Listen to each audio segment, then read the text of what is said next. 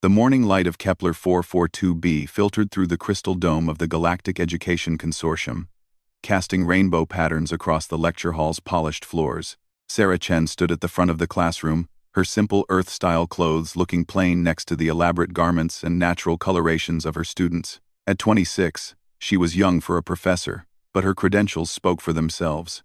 3 degrees in xenobiology, 2 in comparative cultures, and a survival record that made even seasoned space traders pause. Her students represented 12 different species from across the known galaxy. In the front row sat HFY, a tall, crystalline being from the silicon worlds, whose body chimed softly when he moved. Behind him, the furry, bear-like ursinoids from the heavy-gravity planets took up 2 seats each. Their thick, dark fur rippled as they breathed through their modified atmosphere masks. The middle rows held the more common species. 3 Altarians, with their blue-tinted skin and large, dark eyes, watched Sarah with polite attention. Their homeworld was known for producing the galaxy's best diplomats. Scattered among them were several humans from the colonial worlds. Though none from Earth itself, they still looked at Sarah with a mixture of curiosity and unease. The back rows were reserved for the more aggressive species. A Keitharan sat alone, its 4 arms folded across its chitinous chest. These insectoid warriors came from a world where might made right, and they respected only strength. 2 seats over, a Drakmari kept its scaled head low, occasional wisps of smoke escaping from its nostrils. The dragon-like species was known for their short tempers and pride. Sarah had been teaching at the consortium for 6 months, and she still found the diversity amazing. Each species brought their own perspectives, their own ways of thinking about problems. It made for lively discussions, though sometimes those discussions got heated. Today we're going to talk about adaptation, Sarah began, tapping her datapad. The wall screen behind her lit up with images of various worlds.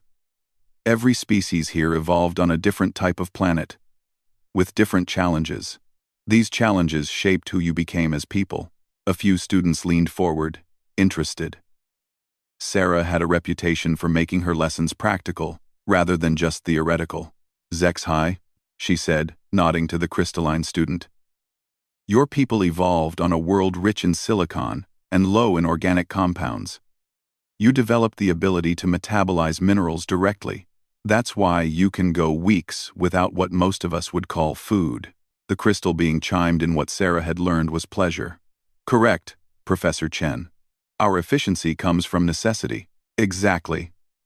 Sarah moved to the next image, showing a world with crushing gravity and thick atmosphere. The ursinoids developed dense bones and powerful muscles to deal with gravity 3 times what most of us consider normal. Your strength isn't just physical, it's a necessity for survival. One of the furry giants rumbled approval.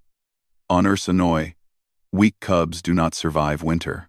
Sarah nodded and continued through several more examples, showing how environmental pressures created the diverse species now sitting in her classroom.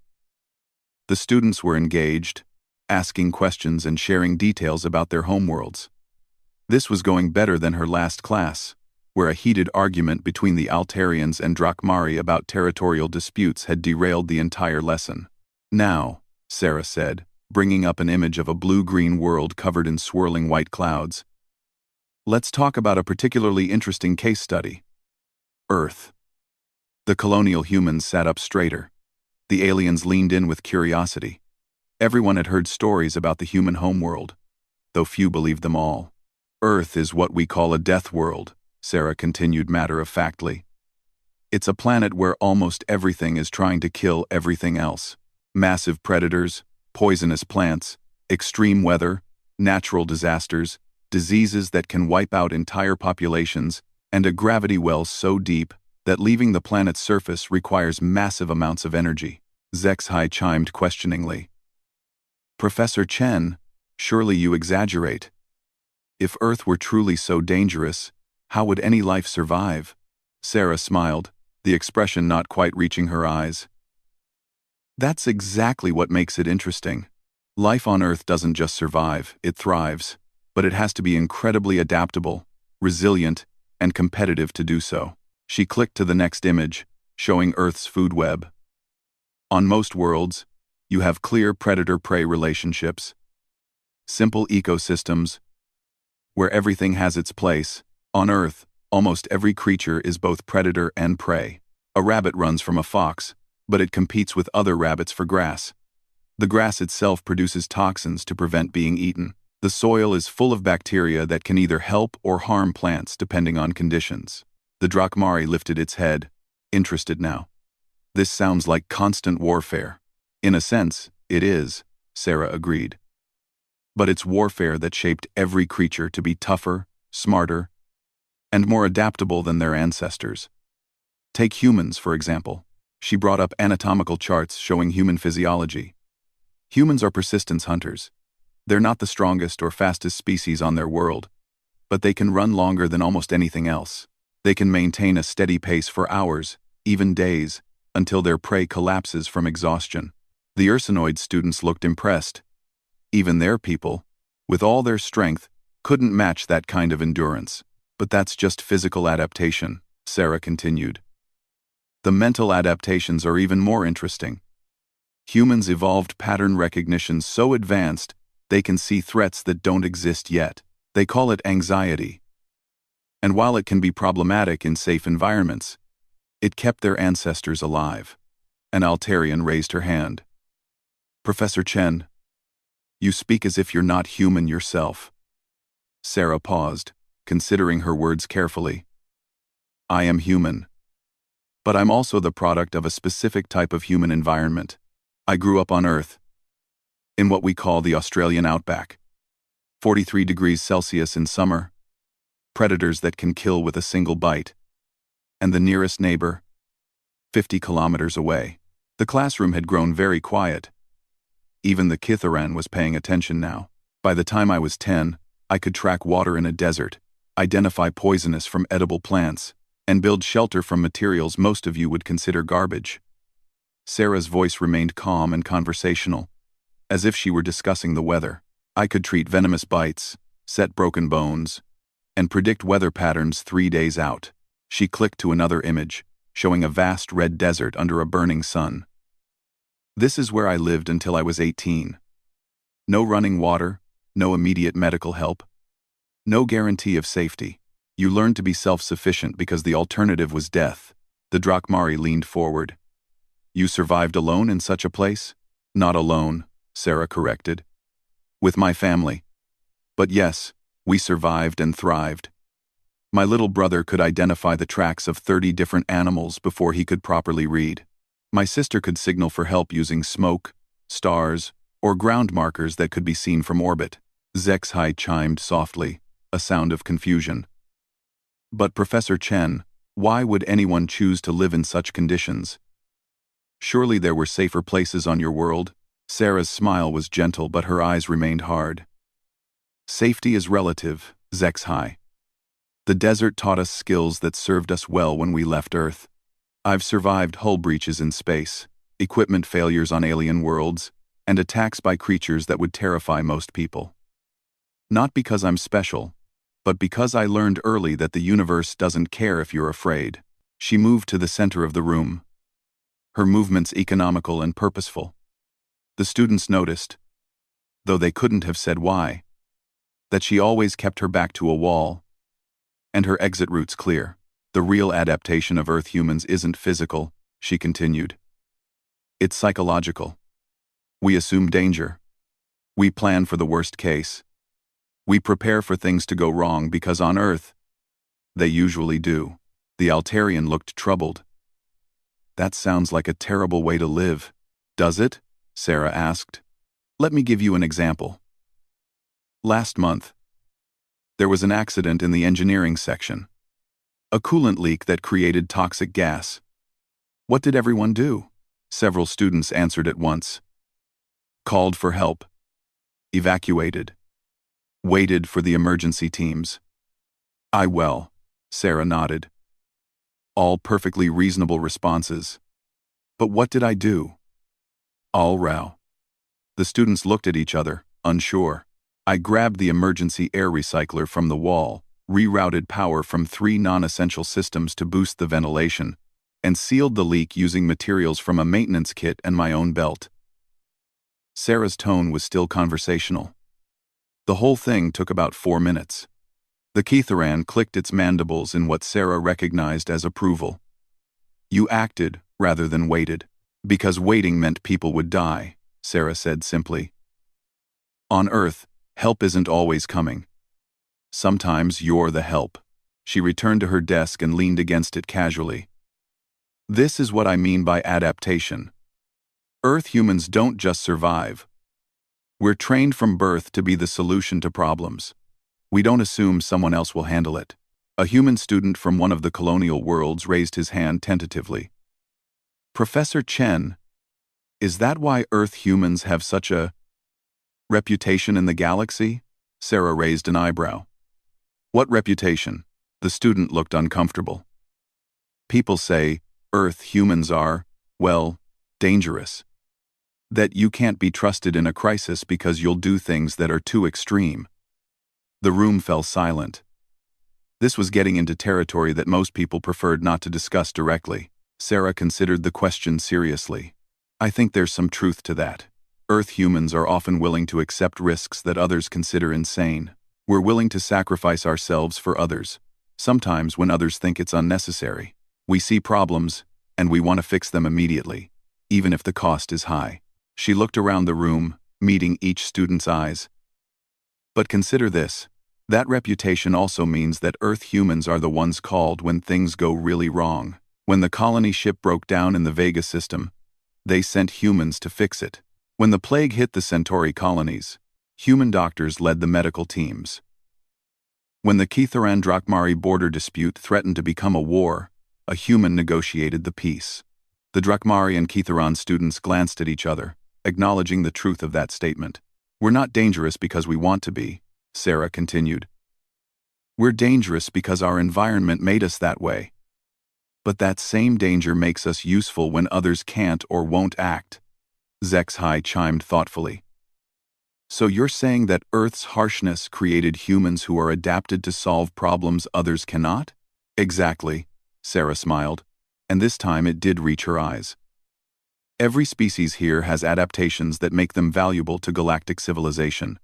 Altarian diplomacy, Ursinoid engineering, Keitharan military strategy, Drakmari, artistic expression. Earth humans bring problem-solving and crisis management. The discussion continued for another hour, with students sharing more details about their own worlds and asking questions about Earth. Sarah answered everything honestly, describing everything from bushfire seasons that could consume entire continents, to hurricanes that could level cities, to the casual way humans dealt with creatures that could kill with a bite or sting. By the end of class, the students looked at their human professor with a new understanding. She wasn't just another academic teaching theory. She was a living example of adaptation in action. As the students began packing up their materials, Sarah noticed that Kythex, the Keitharan student, was moving slower than usual. The insectoid warrior was normally the first to leave, eager to return to its physical training regimens. Today it seemed hesitant. Is something wrong? Kythex? Sarah asked as the other students filed out. The Keitharan's forearms moved in what Sarah had learned was a gesture of uncertainty. Professor Chen, may I ask you something personal? Of course. Kythex glanced around to ensure they were alone. My people value strength above all things. But you speak of Earth humans as if their strength comes from accepting weakness and fear. How can this be? Oh, Sarah considered the question carefully. What do you think makes someone strong, Keithex? The ability to defeat enemies, to overcome obstacles, to never retreat. Those are all aspects of strength, Sarah agreed. But on Earth, we learned that the strongest person isn't the one who never falls down. It's the one who gets back up every time they fall, the one who keeps going even when they're afraid. Kythex's mandibles clicked thoughtfully. You're saying that acknowledging fear makes one stronger? I'm saying that fear is information, Sarah replied. It tells you something is dangerous. A smart person listens to fear and uses it to make better decisions. A smart person prepares for the things they're afraid of. She gestured to the now empty classroom. Every student in this room is afraid of something. The Altarians fear conflict. The Ursinoids fear seeming weak. The Drakmari fear being ignored. You fear being defeated. Kythex's entire body went still at this observation. But here's the thing, Sarah continued gently. Fear doesn't make you weak unless you let it stop you from acting. If you use fear as a teacher, it makes you stronger. The Keitharan was quiet for a long moment. This is not how my people think. I know, Sarah said. But maybe that's something you could consider. Your people are warriors. But even the best warriors learn from their defeats. Maybe they could also learn from their fears. After Kythex left, Sarah began preparing for her next class, Advanced Xenobiology, with a focus on adaptive mutations. She had a feeling today's discussion about Earth would make that lesson more relevant than usual. She was arranging her notes when she heard a commotion in the hallway. Raised voices, the sound of someone moving fast. Sarah's Earth-trained instincts kicked in immediately. She moved to the door, staying to one side rather than directly in the doorway, and listened. Told you to stay away from her. An angry voice was saying. I have as much right to be here as you do, came the reply, calmer but with an edge. Sarah recognized the voices. Drakmez, her Drakmari student, and Althen, one of the Altarian diplomacy students. They'd been having issues all semester, something about a perceived insult that had escalated beyond reason. She was about to step out and intervene when she heard something that made her freeze.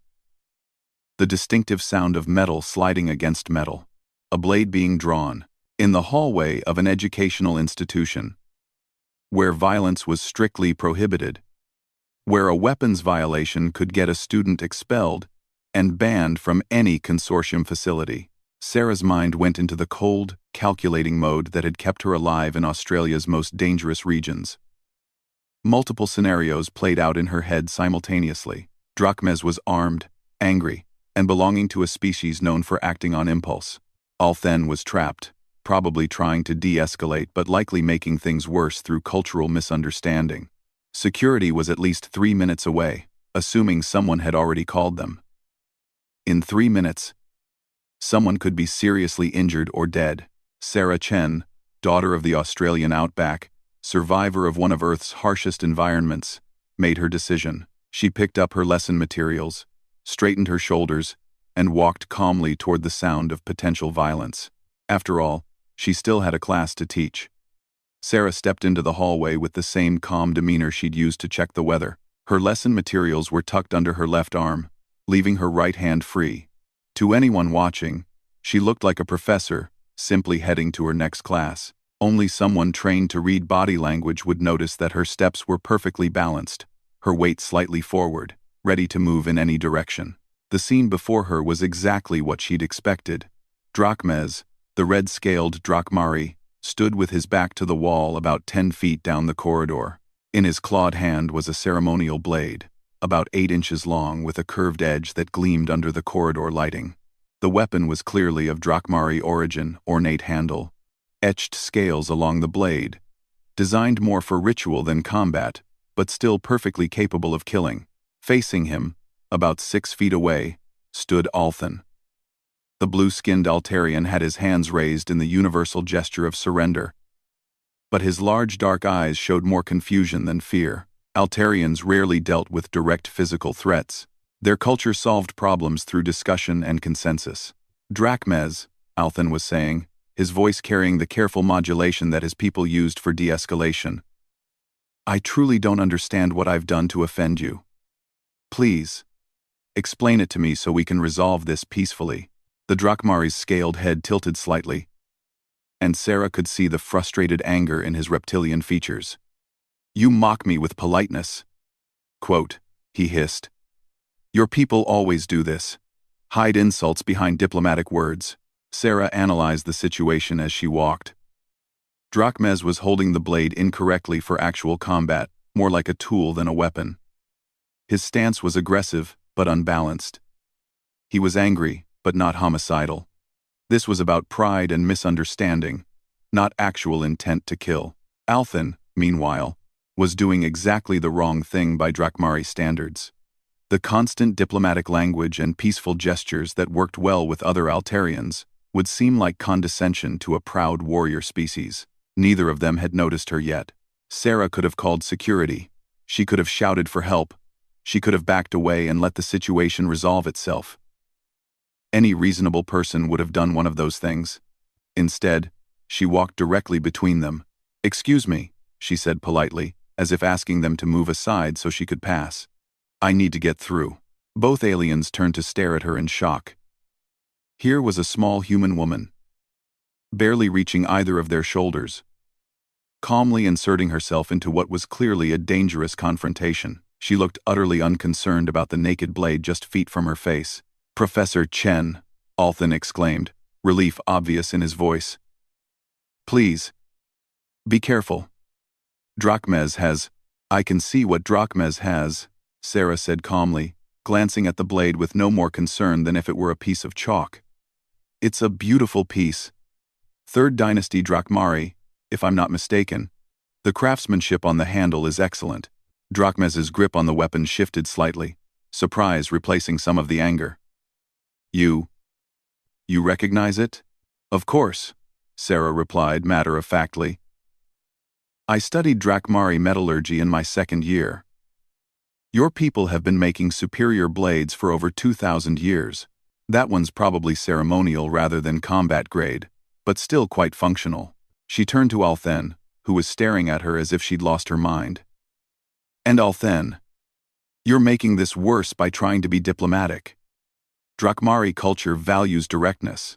All that polite language sounds like mockery to them."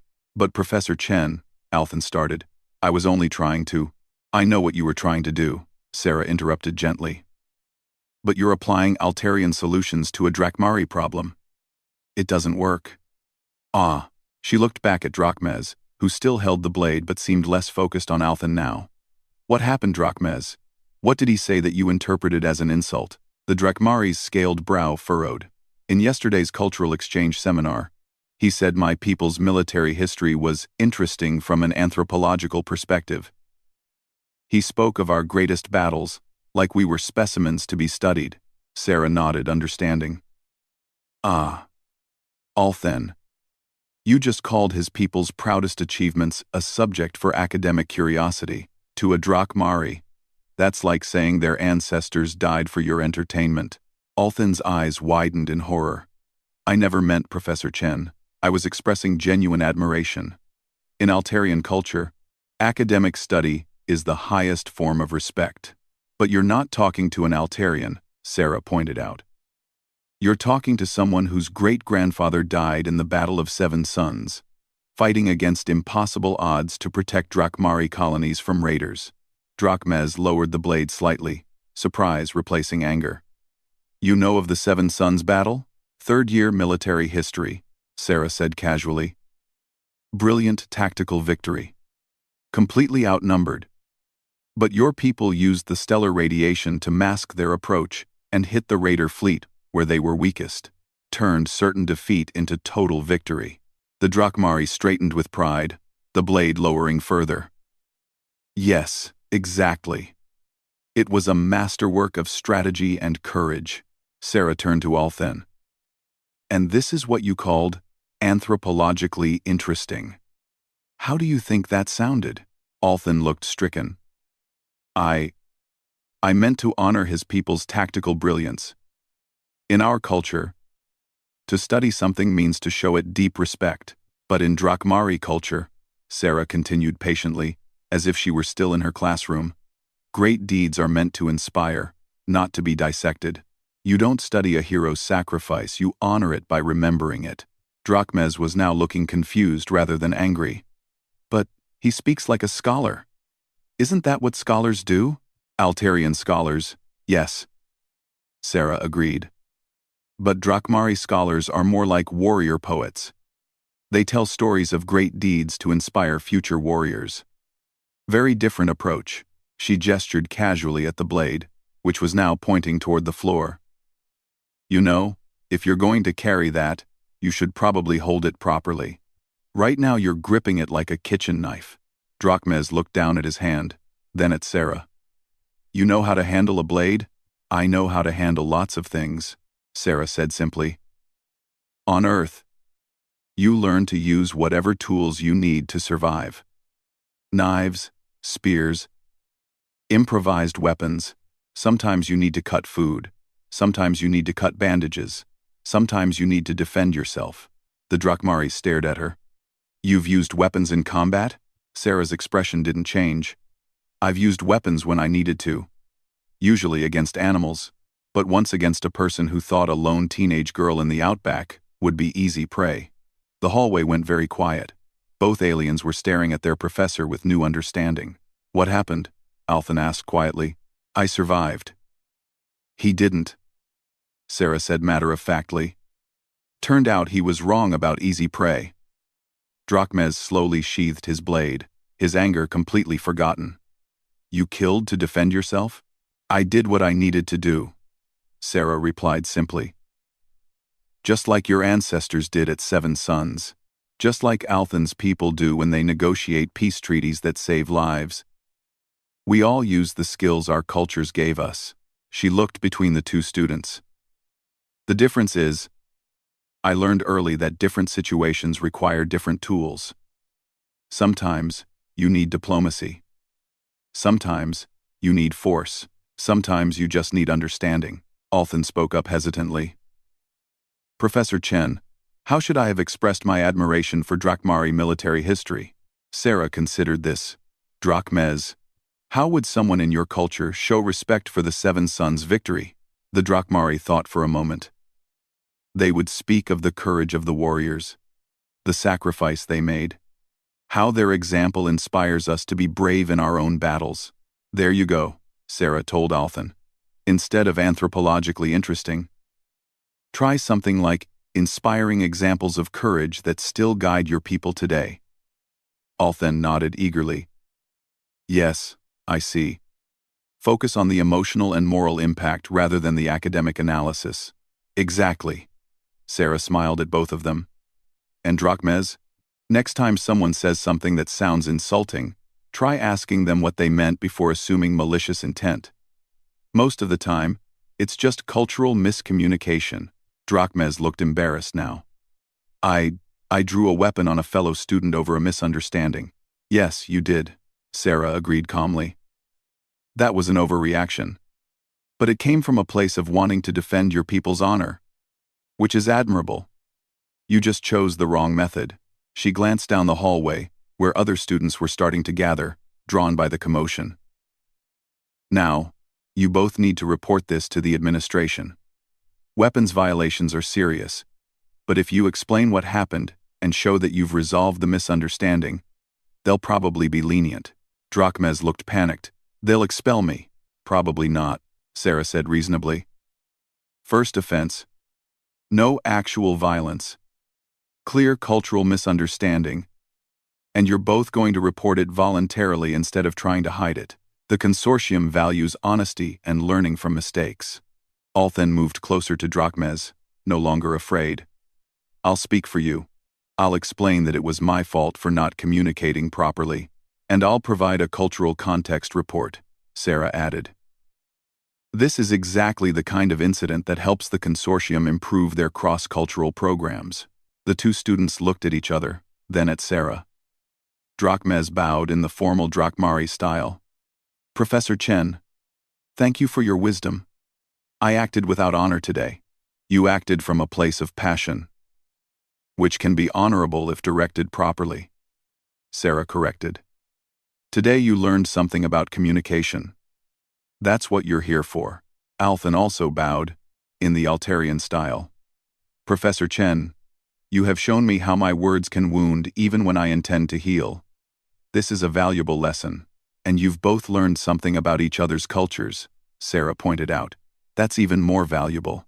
As the two students walked away together, talking quietly about how to present their case to the administration, Sarah realized she had drawn quite an audience.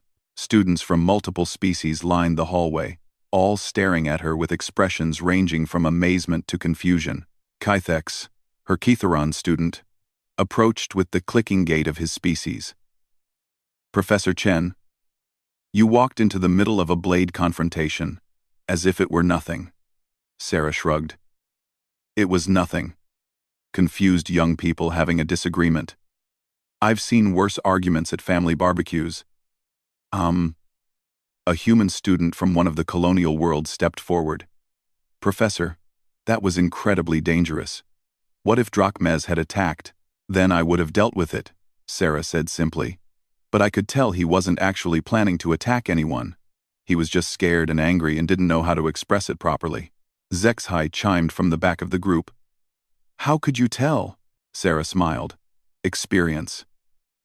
When you grow up in a place where reading behavioral cues correctly can mean the difference between life and death, you get good at it. Drachmez was holding the blade wrong. His stance was all wrong for actual combat, and he was facing away from his exit route. Those aren't the actions of someone planning violence. What if you had been wrong? The human student pressed. Sarah's expression grew serious. Then I would have stopped him. I've dealt with genuinely dangerous people before. Drachmez wasn't one of them. She looked around at the assembled students. This is what I was talking about in class earlier. Earth humans are trained to assess threats quickly and respond appropriately. We don't assume the worst, but we prepare for it. Kythex clicked thoughtfully. You showed no fear at all. I felt fear, Sarah corrected. Fear is useful, it keeps you alert and ready to act. But I didn't let fear control my actions. There's a difference. One of the Altarian students raised a tentative hand. Professor Chen, may I ask? When you mentioned killing someone who attacked you, were you serious? The hallway went quiet. This was a question everyone wanted answered, but no one had wanted to ask. Sarah met the student's eyes directly. I don't lie about things like that. On Earth, in the places I grew up, sometimes violence finds you whether you want it or not. When it does, you deal with it and move on. How old were you? The question came from a human colonial student. 16, Sarah replied simply. Old enough to be traveling alone? Young enough to look like an easy target to the wrong kind of person. The students exchanged glances. 16 was barely adult by most species standards, still a child by some. Weren't you traumatized? An Ursinoid student asked, his deep voice gentler than usual. Sarah considered this seriously. I was shaken up, yes. Taking a life is never easy, even when it's necessary. But my family and community helped me process what happened. They made sure I understood that I had done nothing wrong, that I had simply protected myself against someone who chose to be a predator. She paused, looking around at the young faces watching her. That's another adaptation from Earth culture. We don't hide violence or pretend it doesn't exist. We acknowledge it, learn from it, and prepare our young people to deal with it, if necessary. Is that why Earth humans have such a reputation in the galaxy? The question came from Drachmez, who had returned, without Althen. Sarah raised an eyebrow. What reputation? Drachmez looked uncomfortable. People say that humans from Earth are dangerous, that they're not quite civilized in the same way as other species. Sarah was quiet for a long moment, considering her response. What do you think, Drachmez? After what just happened, do you think I'm uncivilized? No, the Drachmari said quickly. You were the most civilized person here. You solved the problem without violence, helped us understand each other, and made sure we could resolve it properly with the administration. But I also walked into a weapons confrontation without hesitation and calmly discussed combat techniques, Sarah pointed out. To some people, that would seem uncivilized. Kythex clicked his mandibles. To my people, it would seem admirably practical. And that's the point, Sarah said. Civilization isn't about avoiding all conflict or pretending danger doesn't exist.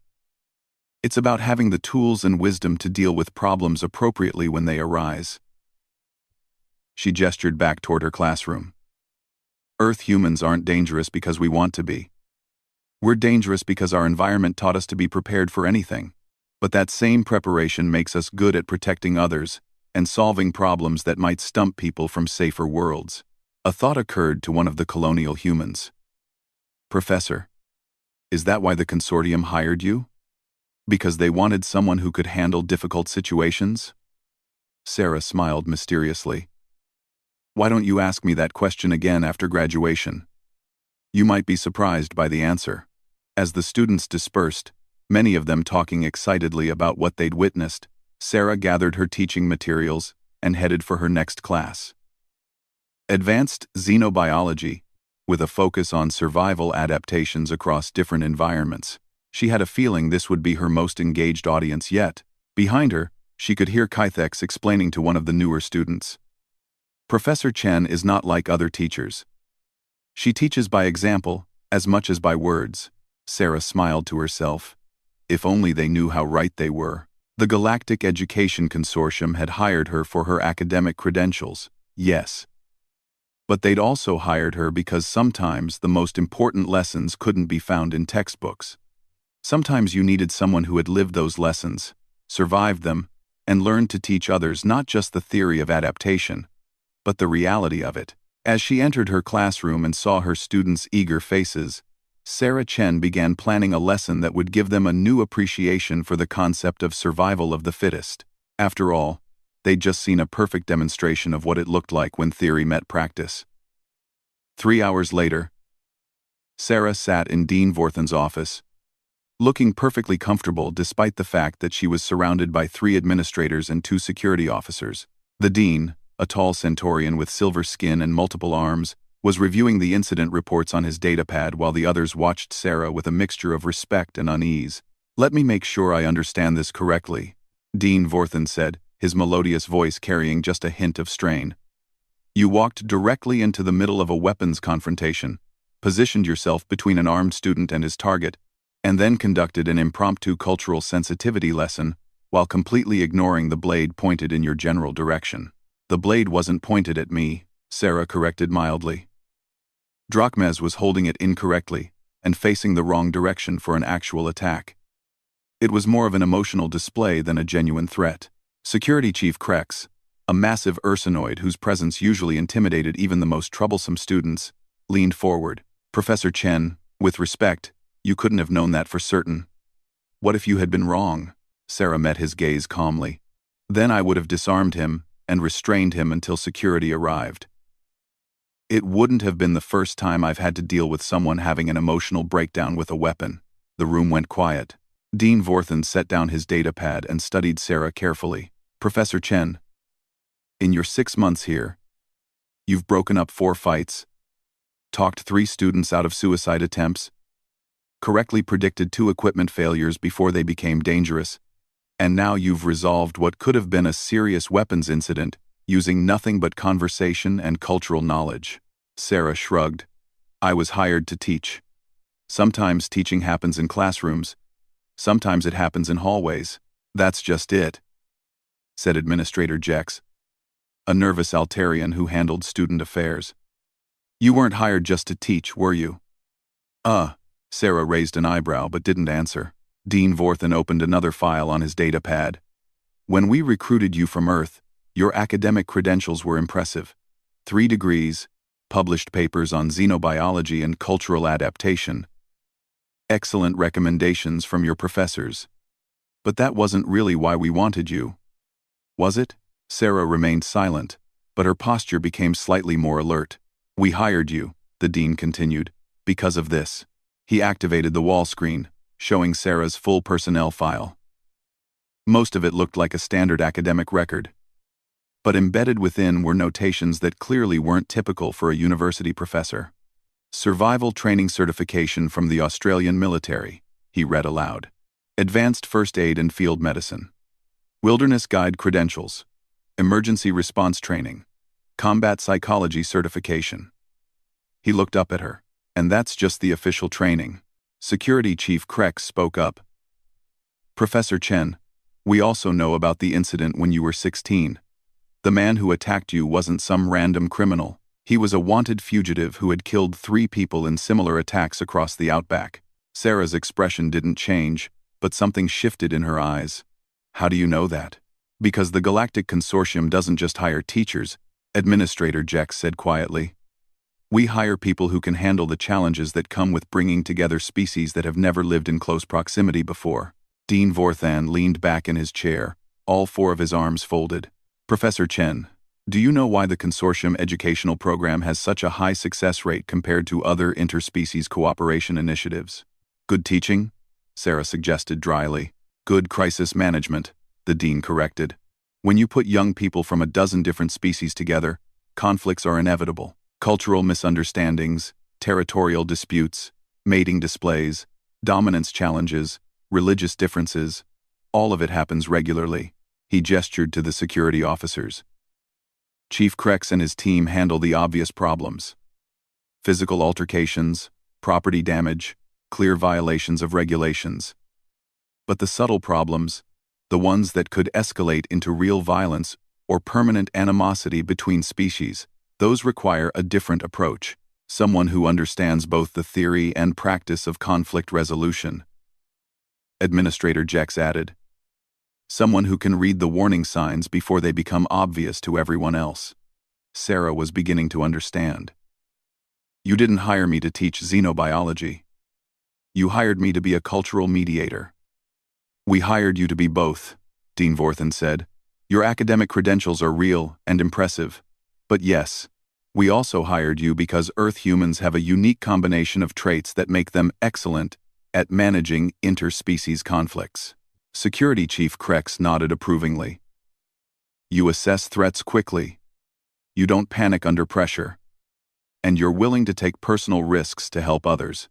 But most importantly, you understand that violence is sometimes necessary, while also being skilled at avoiding it when possible. Other species tend to fall into patterns, the dean explained. Altarians avoid all conflict, even when intervention is needed. Drakmari escalate quickly to shows of force. Ursinoids rely on physical intimidation. Keithrans respect only strength. Humans, particularly those from Earth, seem to instinctively know which approach to use when. Sarah considered this. How many other teachers here have similar backgrounds? 3 others, Administrator Jex admitted. A former military officer from the African Federation teaching tactical studies. A crisis negotiator from the Pacific States teaching communication theory, and a wilderness survival expert from the Canadian Territories teaching environmental adaptation. All Earth humans, Sarah noted. All Earth humans, the dean confirmed. It's not that other species can't do these jobs, but Earth humans have a particular combination of pragmatism, adaptability, and protective instinct that makes them exceptionally good at it. Sarah was quiet for a moment, processing this information. So every time there's been an incident this semester that I've gotten involved in, you've done exactly what we hoped you would do, Dean Vorthan said. Not because we manipulated the situations, but because we knew your instincts would lead you to help. Security Chief Krex pulled up another file. The fight between the Catharan and Ursinoid students in the cafeteria. Professor Martinez from engineering called security, Professor Telex evacuated the area, and 3 other faculty members waited for backup. You walked over and casually asked them if they wanted to settle their dispute with an arm wrestling contest instead. It worked, Sarah said defensively. It worked brilliantly, the dean agreed. Both species respect physical contests, but arm wrestling is competition rather than combat. They got to establish dominance without anyone getting seriously hurt. And they ended up becoming friends. Administrator Jex brought up another incident. The suicidal Altarian student who was convinced he had dishonored his family by failing a test. Most counselors would have talked about the value of life and the importance of seeking help. You told him that failing was just information about what doesn't work and helped him develop a better study strategy. Altarians respond to practical solutions, Sarah said. Emotional appeals just make them feel worse about feeling bad. Exactly, the dean said. You instinctively understood that his culture didn't have a framework for processing failure as anything other than personal inadequacy. So you gave him a new framework. Sarah leaned back in her chair. You've been watching me.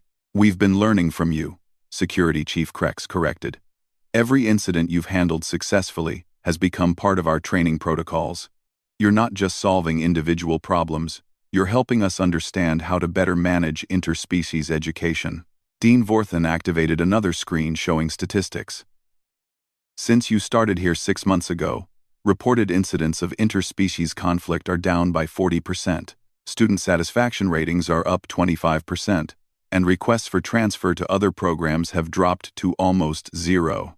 But it's not just your direct interventions, Administrator Jex added. It's how you teach. Your students are learning to think like you do, to consider cultural context, to look for underlying causes of behavior, to respond appropriately, rather than just reacting emotionally.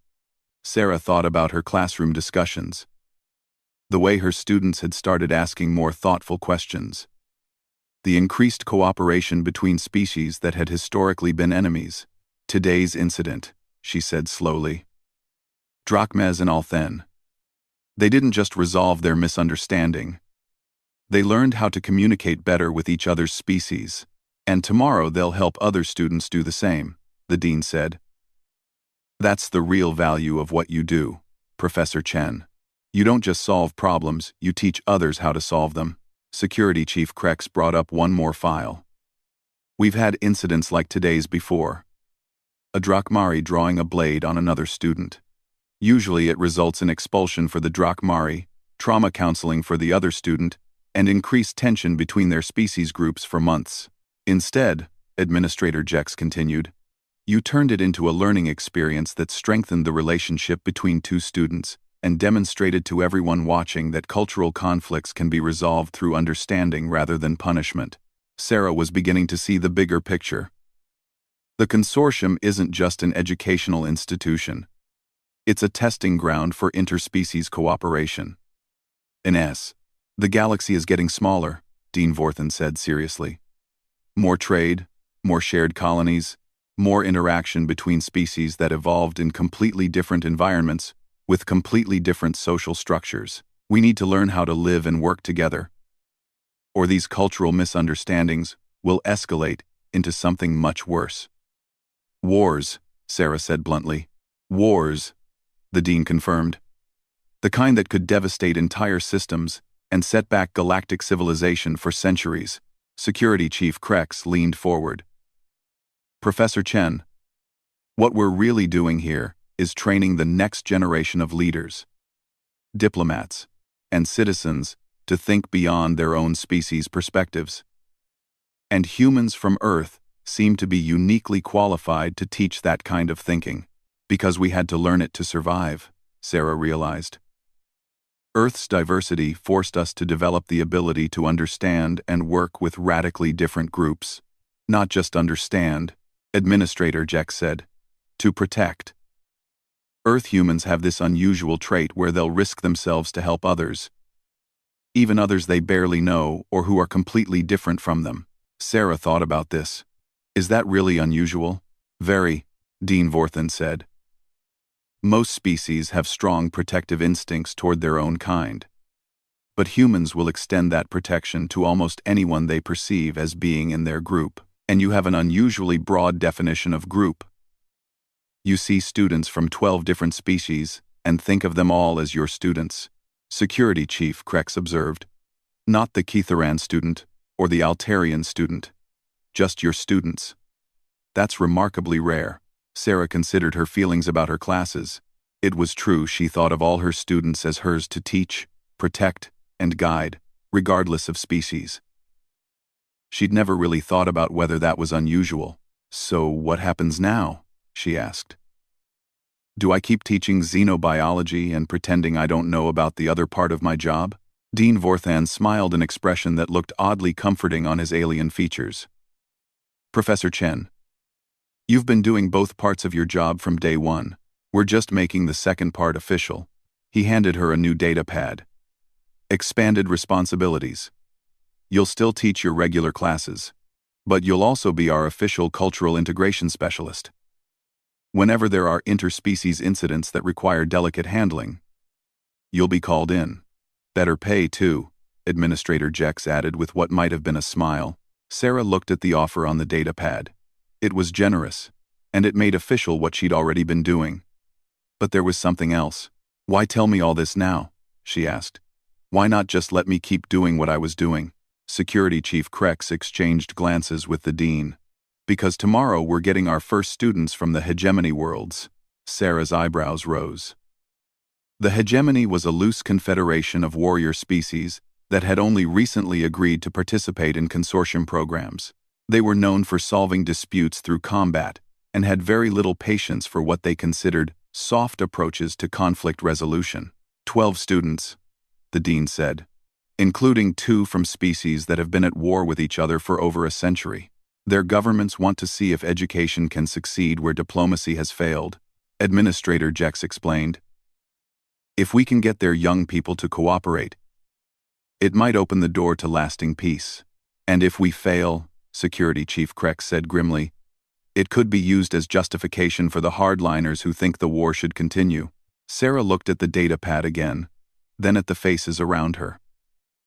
All of them were clearly worried about what was coming. No pressure, she said dryly. Dean Vorthen's laugh was genuinely amused. Professor Chen, after watching you handle today's situation, I'm not worried about pressure. I'm more concerned about whether our furniture can survive the learning process. Sarah stood up, decision made. When do they arrive? Tomorrow morning, Administrator Jex said.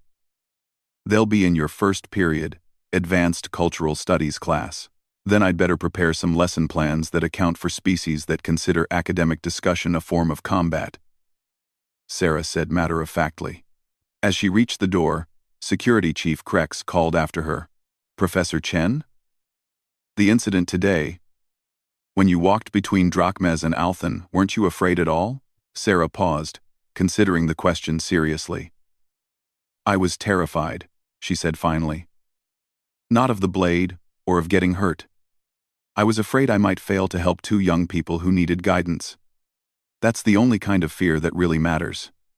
She left the administrators staring after her, each of them thinking the same thing. Earth humans really were unlike any other species in the galaxy. As Sarah walked back to her quarters, she thought about tomorrow's challenges. 12 students from warrior cultures, including some who considered their classmates hereditary enemies. No doubt there would be more weapons, more cultural misunderstandings, more opportunities for things to go catastrophically wrong. She smiled to herself. Growing up in the Australian outback, she'd learned that the most dangerous situations were often the ones that taught you the most valuable lessons. Tomorrow would definitely be educational. After all, she still had classes to teach. And now she had official permission to teach them in whatever way worked best. In her quarters that night, Sarah began preparing lessons that would challenge these new students in ways they'd never experienced. Not with weapons or physical tests, but with something far more difficult. The challenge of learning to see their enemies as fellow students. It was going to be an interesting semester. Outside her window, the stars of the galactic core sparkled in the artificial night of the habitat dome. Somewhere among those stars were worlds locked in conflict, species that had been fighting for so long they'd forgotten why they started. But here, on this small academic station, there was hope that the next generation might find better ways to resolve their differences. And Sarah Chen, daughter of Earth's harshest continent, trained by one of the galaxy's most unforgiving environments, would be there to guide them through the process of learning that the strongest warriors were often those who chose not to fight. Tomorrow would bring new challenges, new opportunities for misunderstanding, and new chances to prove that education could succeed where force had failed. Sarah looked forward to it.